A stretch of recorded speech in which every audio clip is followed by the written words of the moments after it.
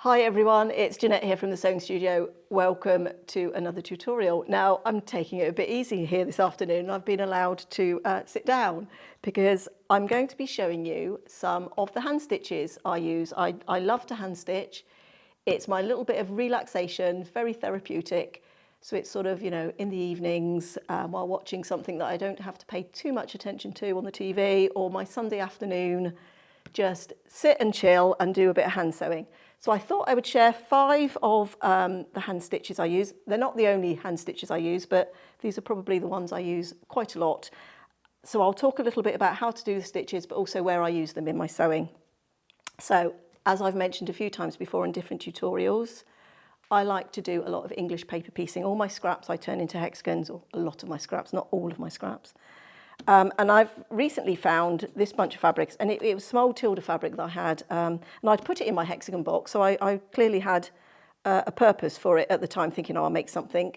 So at the weekend I was actually doing this and tacking these down. So that is going to be the first stitch I'm going to show you, which is going to be the tacking stitch. Now, I am a hand tacker. Now, some people glue, but for me, part of the pleasure of English paper piecing is the tacking, the hand tacking. So, you know, if I started gluing, that's sort of half the enjoyment gone for me. The only time, that said, I have no strong feelings about people not hand tacking. If you want to glue, absolutely glue, and sometimes I do. Where I mostly glue is if I'm working with a shape that's got a curve, because I feel you get a much nicer and tighter curve on a shape with a curve. But like I say, this is my quiet time that I like to just sit and hand sew. So I'm going to grab myself a needle. Now this is just any old strong household needle. Don't use your best ones for this, because I actually go through the papers. So I just want something with a nice sharp point, something that's a bit sturdy. And I've also just grabbed a piece of cotton. Any of the cheaper threads, you know, particularly if you get like the little sewing kits and things that come with threads, they're not really threads that I would trust in my sewing machine or to hold, you know, seams of my big quilt together. But they're perfect for hand sewing. Also, any thread that's been in my sewing box for a long time. Thread does deteriorate, so I tend to buy newer thread for machine piecing and things, and I use that for hand tacking. So the first thing I'm going to do is show you how I start off with a knot, and I make a quilter's knot. So I'm just going to move that out of the way, and I'm just going to hold my finger there, and I'm just going to lay my thread across. Now I've actually chosen an orange thread because this will stand out really well against the fabrics, because these are just temporary stitches that need to come out. So I'm actually just going to hold that thread across my finger like so and place the needle almost like making a plus sign. And then I'm going to take this end of the thread, so the tail of the thread is there, and I'm just going to wrap it around the needle. Now I start with quite a big knot, so I'm probably going to wrap, I don't know, I'm not counting. Let's stop about there. So that's probably, I don't know, about 6 or 7 times, possibly more. And then you want to just hold where you've made those wraps in your needle. Push your needle up, and then just keep pulling your thread, keep pulling your thread, and where you've made those wraps, you should have a lovely little, quite a big knot, because I've gone around a few times. Now that's how you do a quilter's knot, so that's called a quilter's knot. Now normally if we were using that for quilting, we wouldn't wrap 7 or 8 times, we would probably just go around 2 or 3 times. So that's the knot I always start off with, a nice little quilter's knot, and as you do that you can get quite quick. So I've got my paper template here, and I've got my fabric cut, and I tend to do about 1/4 of an inch. You don't have to worry too much about the size of the fabric because it's the template that needs to be accurate. So I'm going to fold over my first side. Now I always leave my knot on top because I never know what I'm going to do with these. So if I applique these down, it might be difficult to get underneath to get to the knot. So I'm just going to come up underneath about halfway along one of those sides, straight up until that knot catches on the other side. And then I'm going to go here, fold this down, and go right in the corner with my needle.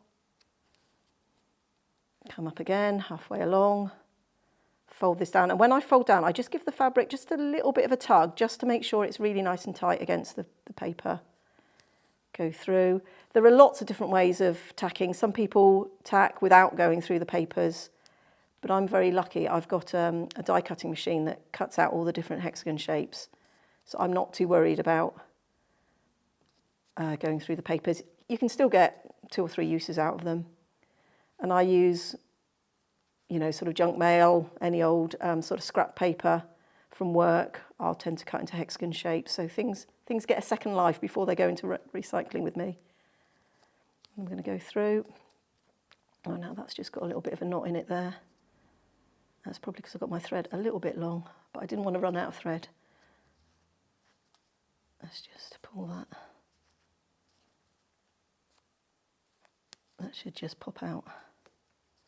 Then I'm going to come up again in the centre and then down in the corner, up in the centre.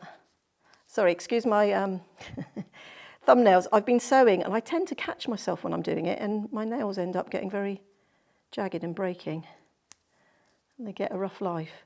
And then when I get back to where I started, I'm just going to do a couple of little stitches quite close together.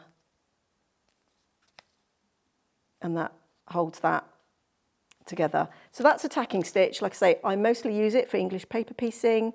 However, I have used it in the past if I wanted to tack in a zip, for example, if I didn't want my zip moving around, if I had a bit of a trickier, or anything where you just need to temporarily hold a couple of pieces of fabric together, or like I say, a zip to fabric. Also, you know, in the old days before spray basting and gluing, you know, we would hand tack our quilt layers together using that sort of longer stitch. So like I said, I'm going to just put that one there so you can see the one I've done. I've got some others here that I've used, and that's the tacking stitch. Okay, so the next stitch we're going to have a look at is the over edge or whip stitch. I call it a whip stitch. This is a really useful one. This is how I sew my English paper pieces together. But also, let me just show you my little thread catcher pin cushion bag here, and hopefully I'm going to hold it quite still under the camera, not the camera. And you can see this is where I've left the gap in the pincushion bit before I filled it, and I've actually closed that gap with a whip stitch because it's a much stronger stitch than a ladder stitch, which is what we're going to do next. So where you need a strong seam, because that's obviously got to keep all the filling contained in that little pincushion bag, I've actually just done that very close to the edge with a whip stitch. But this is also how I put my English paper pieces together. So we're going to start with the quilter's knot again.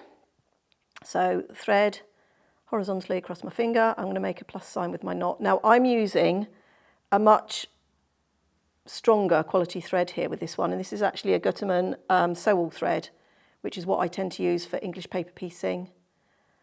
I find cotton thread, it shreds quite a lot because you're pulling it through the fabric and possibly against the edge of the papers. So that one I've made a smaller knot than I did with my tacking. I probably went around, I don't know, possibly 4 or 5 times, but we do exactly the same, where we're just pinching where those wraps were, pulling our thread through, and then there'll be a nice little knot at the bottom there. So that's quite a long tail, so I'm just going to snip off a little bit of that tail. Also, I'm just going to say a little bit about this needle. I'm just going to put it, hopefully, hold on, let's grab that one. Now it's a really fine needle, and I think this might be a size 9 or 10, I'm not sure. I always used to sew with a milliner's size 10 or 11, but I'm really quite hard on the needles and they snap. They bend really quickly, and eventually, you know, within a very short amount of time, I snap the needles. And then somebody mentioned about these. Now these are made by Clover, and it's called a black gold needle. And there's absolutely no give in this whatsoever. And when I first started using it, it was quite funny because it was like I'd just gone out into the hedgerow and picked a thorn out the hedge and started sewing with it because there was so little give with it. So it took me a little while to get used to it. But I really like it. They stay really sharp. There's a coating on them which helps glide through the fabric. And I don't tend to snap these. I have snapped 2, but probably in about the last 2 or 3 years, I've probably lost more than I've snapped. So really nice fine needle. Now the rule of thumb is if you use a big chunky needle with this, you will have big stitches. So a nice fine sharp needle, nice strong thread. And then I'm going to take 2 of my pieces. I don't think it matters which way round they go. And I'm just going to line them up so that the edges meet. Now sometimes you'll find because of the folds, some edges will sort of fit a bit better than others. So you can see there I'm holding them together. These are inch hexagons, I believe. So I'm going to take my needle and I'm going to go up through that under the fold and come out right in the corner on the edge of that fold. So if I take that one away, you can see there where that needle's coming out. I've got lavender in that pincushion, and because I've poked needles in and taken that needle out, I can smell the lavender coming through. So you just pull it until that knot holds it in place, and then my first stitch, I'm just going to go straight across, right in the corner. Oh, this is where I need a stronger pair of glasses. And then I'm going to come back again and do a stitch there. Now, there are lots of different ways of starting and stopping. Some people will oversew a couple of stitches in place there. I do what's called a square knot. So with one side of the thread, I go in one direction under the needle, and with the back side of the thread, I go in the opposite direction. So you're making a figure of 8, and then you just pull your needle through, and you can see that loop there. And then that's my starting knot. Now with the whip stitch or over edge stitch, you're literally just catching the very edges of the fabric. And if you notice, my needle's going straight across because we want to make as small a stitch as possible, and the shortest distance is straight across.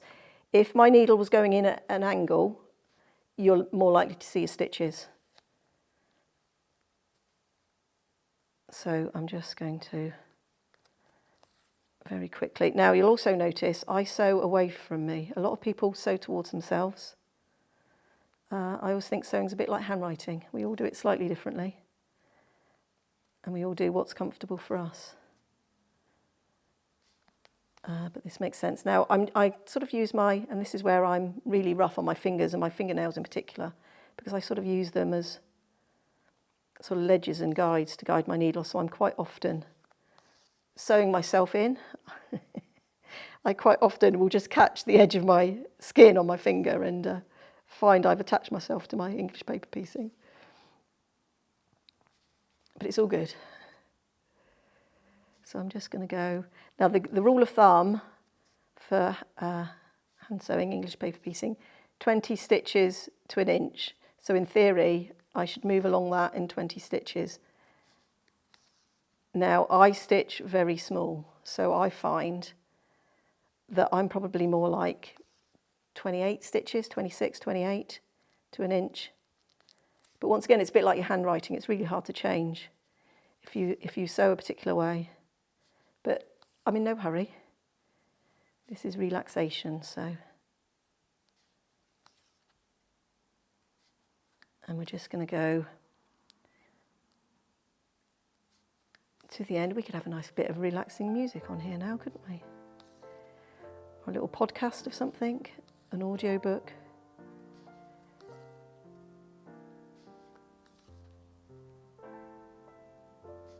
But this is definitely chill out time. Right, we're almost at the end. That was probably more like about 30 stitches. I think I've gone really small there. And I'm going to do that square knot again. So let me just show you actually before I just do it automatically. So this top thread, I'm going to go under the needle that way, and this bottom thread, I'm going to go under the needle that way. And it doesn't matter which way, which bit of thread goes in which direction. You just want to do it in opposite directions. And then there's a little knot. Now, if I was going to finish there, I take my needle and I'm just going to travel away a little bit away from the knot, and then I can just cut my thread there, and that means I've hidden that little tail and I haven't cut close to the knot, so I haven't accidentally caught that knot. So let me get it right under the close-up, and you can sort of see, you can barely see those stitches there, and I've used a white thread and you can't see the stitches on that side either. So that is the whip stitch or the over edge stitch. So the next stitch I'm going to show you is the ladder stitch. So this can also be used to close gaps, particularly in lining. So I've just put together with some of my scrap 2.5 inch squares, I've just put together this little snap closure. Oh, but I can't get into it. And these are really handy for, carrying about my hand stitching. So quite often I'll carry one of these and I'll have sort of spare needles, a bit of thread, a little pair of scissors, bits and pieces like that in it. So I've put this bag together. and I'm just going to turn it inside out because I've left a gap in the lining for turning right here, which we're going to close. Now I've put a clip on it just so that I can remember where it is and keep everything together, but I'm actually going to swap that clip out for a couple of fairly sturdy-ish pins. Oh, that one's a bit bent, but it'll do. So this is the ladder stitch. As I said, you can use this to close gaps in linings, and I use this where it doesn't need to be a strong seam. We just need to close that gap, but it's not holding anything in. It's not a stress point. It's not sort of taking any sort of wear and tear on that. So a ladder stitch will do fine. So I'm going to use this white cotton again and hope you can see it okay. So I've done my little quilter's knot again. So I'm just going to bring my needle up just a little bit, maybe about 1/8 away from where I stopped sewing. So I'm just a little bit back, and then I'm going to pull that through. Actually, I'm just going to, that tail's a bit long. I'm just going to cut off a little bit of that tail. And then I don't have to worry about it poking out through my seam. So I'm now actually just going to orientate this towards me, and once again I'm sort of pinching those two seams together. Now my first stitch, I'm just going to go straight across, and a little bit like we did with the whip stitch, I'm just actually going to go across and also make a little knot. The knot on the inside sorry, excuse me, the knot on the inside should hold it firmly enough, but and then now I'm going to cheat doing that square knot by just doing that, and that will have done the same thing. Right, so we've got a little knot to start off with there. Then I'm going to just travel my needle, let's put that in shot, just a little way up on one side of that seam and come right out on the fold. And then I'm going to go straight across with my needle. The tip of my needle is right here. And then I'm going to travel up just a little bit on this side of the fold. And I'm not going to pull it tight yet. I'm just going to leave that stitch there so you can see that's our stitch we've made right there. So once again, I'm going to travel straight across and then just travel up a little bit. And there's my next stitch. So I'm just going to pull those stitches up so you can see that's the next stitch. So travel straight across, and you can see why it's called ladder stitch, because it's like the rungs of a ladder. So these are like the straight sides of the ladder, and the stitches we're making are like the rungs. I'm just going to do one, so that's that last stitch we made. I'm just going to do one more. So just travelling up the fold. But this is a nice, and then once I get to sort of 3 or 4 stitches, you can just pull, and I'm going to try and keep my hands out of the way, and pull, and you'll see that all just closes up. Now don't pull too tight because you'll pucker your fabric. So just pull it, and then let's just do, I'll speed it up a little bit, 2 or 3 more.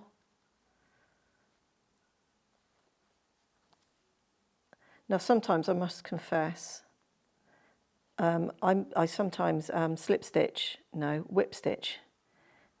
wrong stitch, these gaps closed as well. But there we are, and we'll do that again. So you can see as we pull, it just pulls those 2 pieces together, and that stitch disappears. So I would go along all the way until I got to the end and then finish off with a little knot again. And I always travel my needle away wherever possible at the end, and then cut off there, so I'm never cutting anywhere near that knot. So that is the ladder stitch, really good one, nice invisible stitch, really useful for closing up gaps in linings or anything where you don't want it to be seen, but you don't need a really strong seam either. So I'm actually going to leave that thread in there because when I get home a little bit later, I can finish that off, and I'll have a nice new little pouch to put some hand sewing in. So that's the ladder stitch. The next stitch I'm going to do is one of my favourites for applique, and it's a blanket stitch, and I use that if I'm doing any raw edge applique. So if I show you my little thread catcher needle bag, which I made from an old pair of jeans, upcycled some old denim, and if I hold that under there, you can see I've done some nice little bits of hand stitching there, but this blue thread all the way that around the little heart I put on with a blanket stitch. So I really like to use that on raw edge applique where I've used like heat and bond or Bonder Web or Steamer Seam Light, anything like that. It's a really nice finish to the edge. Now, quite often, actually, let me just bring that back in again. I'll use an embroidery cotton. One, because there's far more colours that you can sort of colour match things into. But also it's just a little bit thicker, so I like to sort of see it as a feature. So I've actually got one strand of embroidery floss. This is actually from, I do quite a lot of cross stitching. So that's my little thread drop that I've made. But I've got this red thread, which is going to match the little heart I'm going to applique. But I've also brought this little cushion in, and this was another one where I've used that blanket stitch. I clearly like to embroider hearts because there's a few hearts going on here. But this was a little Irish chain and heart cushion I made quite a while ago. So this is the piece we're going to do. I've just fused this heart shape onto a background. That's just a leftover 5-inch square. I've got my embroidery floss. Now, because I quite often will use 2 strands when I'm stitching, I've sort of cut that in half. So, and I've just got 1 strand. I've made my quilter's knot in the end, and I'm just going to turn this round, and I'm going to start somewhere here on a sort of straightish side. It's easier to start there and sort of run up and into your curve from there. And once again, I'm going to come up from underneath. Now, some people don't like to do knots. I have no problems with knots because this will probably get pieced into something else anyway. So I've come out right on the edge. Now, I should also say something about the needle. I've switched to a chenille needle. Now, this is either a size 22 or a 24, I don't know, but it was one that was just in my sewing roll that I use for this. So it's a slightly bigger needle, and it's got a slightly bigger eye, which will take the embroidery floss a lot better. So I'm just going to pull that so you can see there's my knot to start. So I've started just right on the edge, and then I'm going to make the leg of my first stitch. So I'm going to sort of come over sort of the width I want it and also how far down I want it, and I'm going to poke my needle up and through so it comes out right on the edge again of the applique shape. And then I'll do this in slow motion. Then you take that piece of thread and you just put it behind your needle. This is a bit big, this needle, for this, but I think it's the one I've pulled out, so I'll go with it. Now, this is my mistake. I've got red on red here, so you're probably barely going to see this, but let's just keep going. So once again, I've moved my needle to where I want the next leg of my blanket stitch to be. I'm going to wrap that round, and I'm going to push that through. Now, as you get quicker with this, you can just sort of hold your thread there and come up, and then that the thread is automatically in behind the needle. Now, the key to this one, I think I might switch to another colour thread so you can sort of see this, because that is completely disappearing.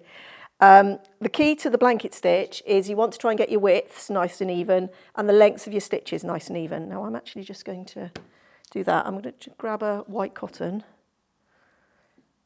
because I think you'll see that a bit better. So let me just do that again. That is the colour I would choose to do that with, but it's not great for camera, is it? Actually, I can use my little needle for this. Oh, I threaded that first time on camera with my ageing eyesight. It doesn't always happen nowadays. So I'm going to just make my quilter's knot.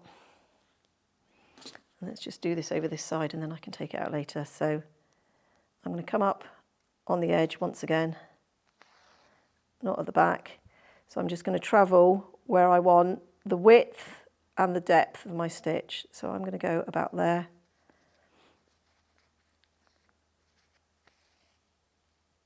Yeah, you can see that a lot better.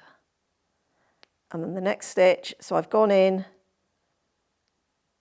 and I'm using the base of that one to judge how long I've made that stitch. It's always that first starter stitch that quite often confuses people. But like I say, come up out on the edge and then come and make your first leg. So let's just do a couple more and then you can see how that one's looking. Yeah, try to keep your stitches fairly consistent. Sometimes when I'm coming down to the point, I might shorten the length of the stitch that takes a bite into the fabric. But I will quite often sit and do these by hand rather than by machine because I enjoy hand stitching. All right, let's just do one more stitch and then I'll show you on the close up without my fingers in the way. Yeah, I've been doing a lot of hand stitching over the weekend and I've wrecked my nails. There we are. So there you can see the nice, neat little blanket stitch. Okay, so the fifth and final stitch is my favourite, so I've definitely saved the best till last, and that's the slip stitch. So this is a stitch that I use anytime I've got a turned edge method of applique. So here you can see I've actually got some of my English paper piecing, which I'm going to applique on, and I've used some of my scraps and done the stitch and flip method to cover a piece, which I'm going to make into a little zipped pouch. So I thought I would applique a little flower detail on it from my English paper piecing, and these were done using 1/2 inch hexagons. Now I've gone back to my very fine black gold needle because we want a really nice fine and sharp needle. So once again, this stitch needs to be sort of as invisible as we can make it. Now I'm just using my sew-all thread because I happen to have it at hand and it's the right colour. So the rule of thumb is, you know, whatever you're stitching down, choose a thread that sort of matches in and blends in with that one. So white is going to be my best bet here. So I've made my quilter's knot at the end and I'm just going to choose. Now I tend to, when I'm appliquing these down, I tend to start on a sort of an outside corner here. So I'm going to come up from underneath and I'm going to hopefully bring my needle out right in the corner. But it doesn't really matter where you start, but I tend to start in a corner.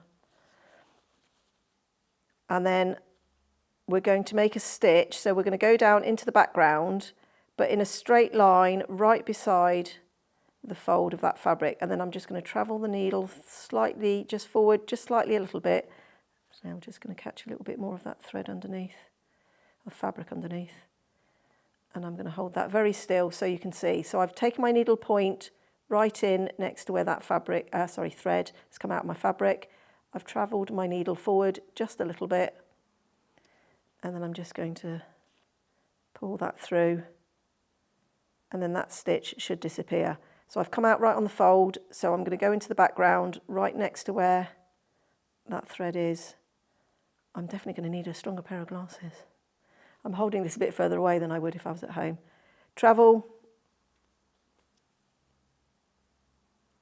and put it down. So as I said, this is really useful for needle turned applique, any turned edge method of appliquing. So I've gone right down next to where that stitch has come out, travelled forward a little bit, and I'm just catching the fold of that fabric. Now at the moment I've still got the papers in, but as I go round I start to remove the papers. And this is also why when I did that tacking stitch at the beginning, I leave the knots on top because I can get to those knots really easily.